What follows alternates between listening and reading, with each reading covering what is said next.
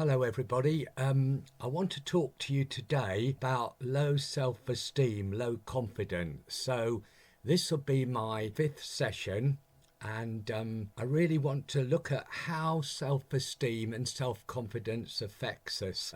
It's quite a real problem for many people today, like it has been in the past. So what is self-esteem?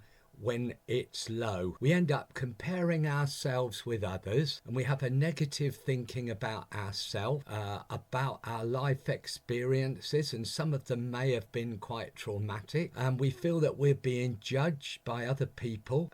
We might have been bullied at school.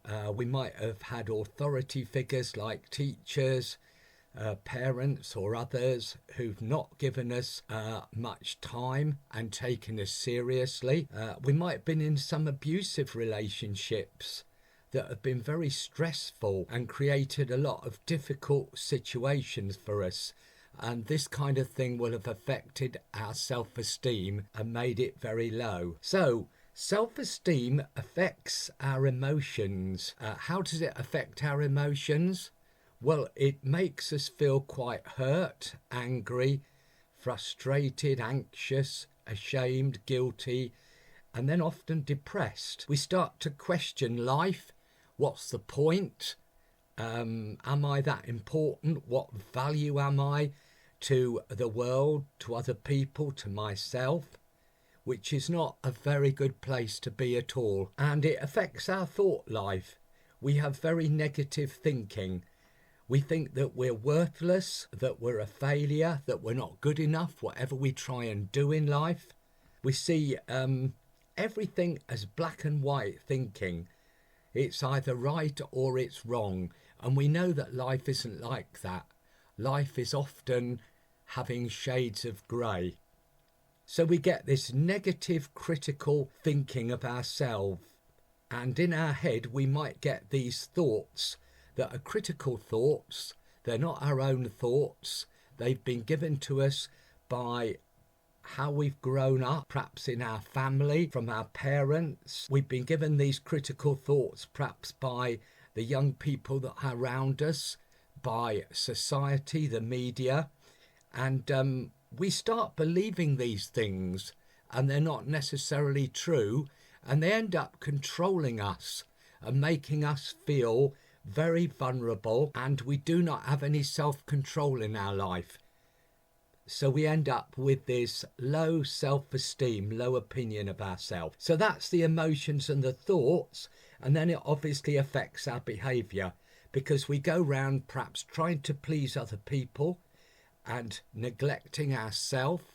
This can affect our health as well as our social, emotional, physical and mental side of our life. And then we try and put defences up when people challenge us about things. We try and make excuses when we feel we're being criticised. For instance, we cannot afford to take criticism lightly when we've got low self-esteem. We take it so personally when someone might just be trying to help us improve in a job, as an employer, or at school with some homework we're doing, or maybe a parent's trying to encourage us. But we take the negative feedback personally because we feel that we're not worth much, that we're not of value. So that makes us very vulnerable. And if we're shy or passive to those people around us, then they see us as an easy target for this. So we start avoiding situations, and we avoid people, and thinking that if we avoid people, we avoid the pain, we avoid the rejection. But what that creates is a sense of loneliness and isolation. And we don't want to be in that situation where we are lonely and isolated from other people, because then we will start to feel depressed. And following on from this, we become what's called a victim. And a victim is somebody who's been badly hurt, and it might be they might have a good reason to feel they've been badly hurt. And being a victim, you get attention from people, but you don't move on in your life. You stay exposed to being trampled on, to being crushed by life. You end up struggling to survive in the world, and you become a manipulator. And what I mean by that is you try and find ways of being able to cope with life by trying to get round other people and get them to rescue you from situations that you're in which are causing you a lot of pain and struggles. And as long as other people are there to rescue you, you avoid taking responsibility because you're not able to. And you feel, I need help.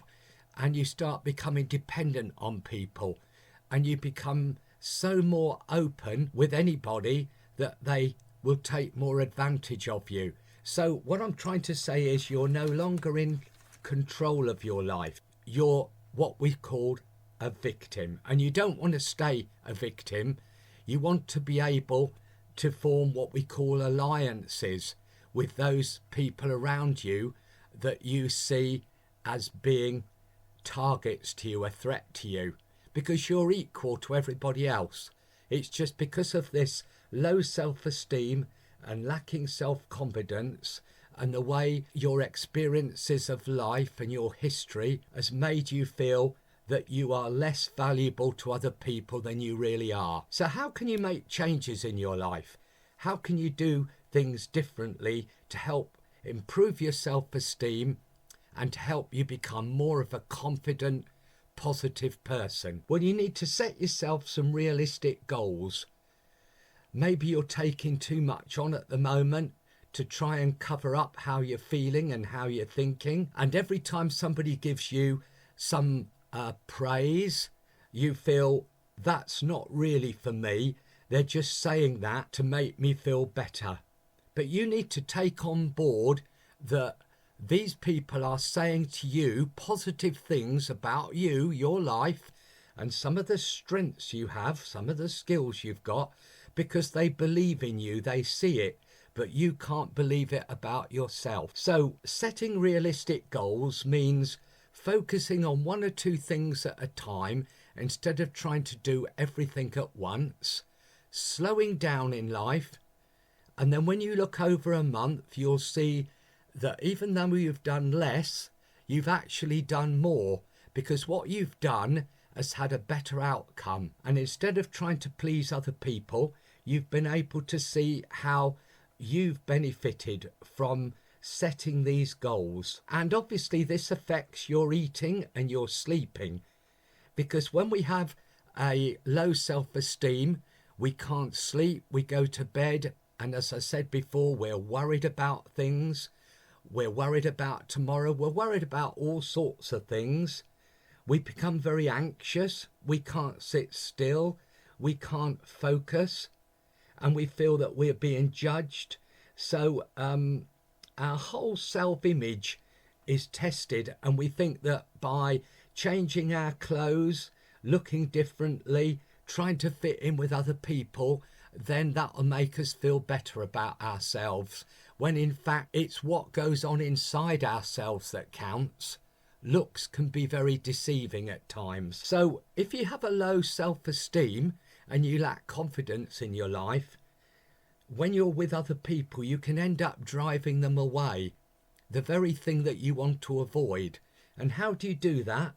Well, because you're feeling so anxious, you feel that you need to tell them everything, and by telling them everything, they see you as a person with loads of problems. And if you're negative about life, then you're negative about everything, and people will start to either walk away from you, laugh at you, or avoid you. And it's not that they don't care about you and they don't want to be with you, but it's the message you're giving out that they can't cope with the way you are because of the kind of problems you've got. And some of them feel it's better to leave that person alone to sort their life out, because I can't really cope with them. I've got my own issues. And if we do something positive, people will notice it, and it will raise our expectation and our self-esteem. But if we're giving out a negative self-image, then we won't get the praise back that we need. So What I'm talking about is we need to think differently in what we believe about ourselves. So what we believe about ourselves may go right back to our childhood, and as we formed opinions and views about ourselves, that gives us a value about the world and those around us that may not necessarily be true. So we need to look at what I call our internal critics in our head. Am I living and believing by what other people have told me, or by what I know to be true? So it's about discovering the facts about life and ourselves. And that's not easy sometimes. It depends who you listen to. But you can actually look at what you believe and to think about where you've got that from and why you need to continue to believe it. Is it true? So it's about discovering. A period of discovering in your life while you're young is a good time to do this. Because if you have this unrealistic expectation of yourself, low self-esteem, you can end up being a perfectionist, feeling that nothing's good enough. Everything everybody says to me, I don't believe, I don't fit in, I don't know where I fit in, I don't know who I am. And you start to have this perfectionist attitude. So you work harder, you try and do more, you pack more into your life, and then you end up becoming exhausted. You can't sleep, you can't eat healthily, and you end up probably having some sort of breakdown, and you don't want to go down that route. So it's so vital that you protect yourself, you look after yourself, and you care about yourself. So are you spending too much time worrying about your past or the future or what could happen? How can you help yourself? And this is about getting the self-control back. Because are you putting too much pressure on yourself that you feel other people are expecting from you, when in fact if you're putting it on yourself as well, then you're just making the situation 10 times worse. So is there another way of looking at this? As we said, things are not just black and white. Life is about thinking, self-development, learning about yourself and other people and the world around you. It's about being compassionate with yourself, as you'd like to be with other people, until you're able to feel in control of yourself and feel good about yourself and take on board what you know to be true that's good about yourself. I'll give you some examples. If you've got some awards, trophies, certificates from university, school, college, employers or something, hold on to those things and realise that they were given to you because people believed in you. That's the truth about part of your life. They're some of the values, skills and some of the strengths you've got. They are true. They're not just fantasy. They're not just what you've been given because you've been given them. They are true about you, and that should make you feel good about yourself and realise that there is some value in my life. I am a person who's important, unique, because everybody is unique. What would a caring friend say to me in this situation? How can I improve this situation that I'm in if I am struggling with low self-esteem and feeling that I've not done a good job? Because no one's perfect. So how will you learn if you never make mistakes? We all make mistakes, but it's how we respond to those mistakes. And those around us who point out those mistakes to us, we need to realise that they're trying to help us. They're not trying to pull us down. They're not trying to make us fail. They want us to succeed in life. They want us to be the best that we can be, because we've all got strengths. Maybe writing a list of your strengths that you know to be true.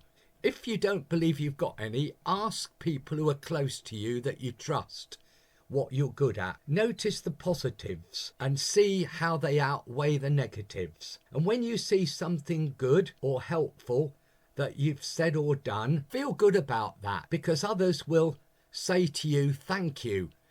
I realise that you really care about me. You really care about what I do, and they'll start responding the same way back to you. So finally, it's all about self-talk. If we challenge these negative, critical thoughts in our head with positive ones, then the negative thoughts will become less, and they'll become less of a challenge as we go through our daily lives, and our positive thoughts will start to be the things that take root in our thinking. Okay, so just to recap on today, positive self-image is about feeling good about yourself, having confidence in your own abilities, thinking positively, doing things that you enjoy, accepting good feedback from other people, recognizing that you have a part to play in the world, that you are good at things, that you're a very valuable human being, that you've got a life in front of you that needs to be lived, and that other people need you because you can help them, you can work with them, and that you don't have to be lonely and isolated and rejected, because all that is about being a victim, which we're not. We need to be positive. So I hope that's going to help some of you today, and I hope to deliver another podcast next month on another mental health issue. Remember that if you still need further help with this, and you think, oh well, some of this is helpful, but I still need some more help with my mental health, then you can go and see a counsellor locally, and I would really encourage you to do that. Take care, have a good week, and look after yourself.